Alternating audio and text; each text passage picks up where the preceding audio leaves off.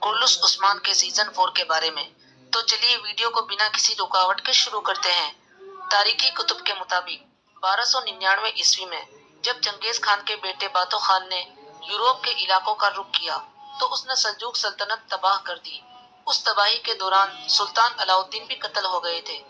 جب باتو خان واپس گیا تو اس کے پیچھے ہر علاقے کا امیر خود مختار بن گیا۔ عثمان سردار نے اپنی آزاد ریاست کا اعلان کر کے انطرا کے قریب یعنی شہر کو اپنا دارالحکومت بنا دیا۔ اب یہ علاقہ ترکی کے صوبہ سینٹرل اناطولیہ کا دارالحکومت ہے۔ اس بات کو اگر سیریل کے مطابق دیکھا جائے تو سیزن 4 کے اسٹارٹ ہونے کے بعد منگول کورلس عثمان میں نہیں دکھائے جائیں گے۔ ہماری پریڈکشن کے مطابق ہو سکتا ہے کہ سیزن 4 سے کورلس عثمان سیریل صرف دو قوموں کے بیچ میں رہ جائے، عیسائی اور مسلمان۔ اس ویڈیو میں ہم دیکھیں گے کہ سیزن 4 میں کون سا دور، کون سے واقعات دکھائے جائیں گے۔ تاریخی کتب کے مطابق جب عثمان سردار نے اناگول قلعہ فتح کر لیا تھا تب سلجوق ریاست بھی ختم ہو گئی تھی۔ عثمان سردار نے جب اپنی آزاد ریاست کا اعلان کر دیا تھا تب انہیں دشمنوں کا سامنا کرنا پڑا تھا، اندرونی اور بیرونی۔ عثمان سردار کے اندرونی دشمن غدار ترک ہی تھے۔ امیر کارہانی قطب الدین شاہ سلجوقی امراء میں سے تھا۔ جیسے ہی عثمان سردار نے اپنی آزاد ریاست کا اعلان کیا تو یہ ان کا جانی دشمن بن گیا۔ عثمان سردار نے اسے کئی بار نیچا دکھایا مگر پھر بھی یہ اپنی حرکتوں سے باز نہیں آیا۔ عثمان سردار اسے اپنے حال پر چھوڑ کر مزید فتوحات کی اور دھیان دینے لگے۔ عثمان سردار نے مسلمان سلطانوں کی طرح اپنی نئی حکومت کے بنیادی ضروری کام کر لینے کے بعد ایشیائی کوچک میں تمام رومی حکمرانوں کو اسلام کے مطابق ایک پیغام بھیجا۔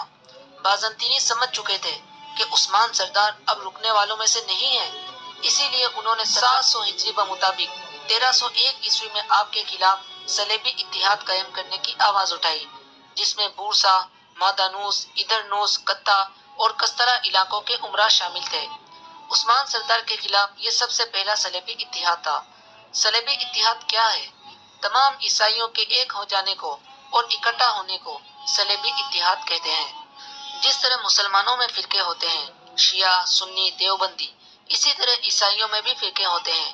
مگر جب بھی عیسائی قوم کو کوئی بڑا خطرہ لاحق ہوتا ہے یا وہ کوئی بڑی فتح حاصل کرنا چاہتے ہیں تو سارے عیسائی آپس میں جمع ہو جاتے ہیں اور ہر عیسائی قوم اپنی مالی اور جانی طور پر صلیبی اتحاد میں حصہ لیتی ہے۔ عثمان سردار کو جیسے ہی صلیبی اتحاد کا ایک خبر ملتی ہے تو انہوں نے صلیبی اتحاد کے قائم ہونے سے پہلے ہی بازنطینی علاقوں میں حملے شروع کر دیے اور ان کو جنگی حملوں میں اتنا مصروف کیے رکھا کہ ان کو صلیبی اتحاد قائم کرنے کا موقع ہی نہیں مل سکا۔ عثمان سردار حملے کرتے رہے اور بازنطینیوں کے اہم ترین شہر بورسا کے قریب آن پہنچے۔ عثمان سردار نے اب تک جتنے بھی قلعے یا شہر فتح کیے تھے، بورسا شہر ان سب سے بڑا اور بازنطینی ریاست کا دارالحکومت تھا۔ اس شہر کی اہمیت کی سب سے اہم اور بڑی وجہ باغات اور فصلیں تھیں۔ عثمان سردار نے اپنی فوج کے ساتھ 717 مطابق 1318 عیسوی میں بورسا شہر کا محاصرہ کر کے ان کے باغات اور فصلوں پر قبضہ کر لیا۔ یہ محاصرہ اتنا طویل چلا گیا کہ کم و بیش 10 سال تک جاری رہا۔ یہ عثمان سردار کی زندگی کا سب سے بڑا محاصرہ تھا۔ اس محاصرے میں سب سے اہم کردار عثمان سردار کے بیٹے اورہان کا تھا۔ دوسری طرف بازنطینیوں نے بھی عثمان سردار کی فوج کا بھرپور مقابلہ کیا۔ اس محاصرے کے دوران عثمان سردار بیمار ہو گئے اور محاصرے کی کمان اپنے بڑے بیٹے اورہان کے ہاتھ میں سونپ دی۔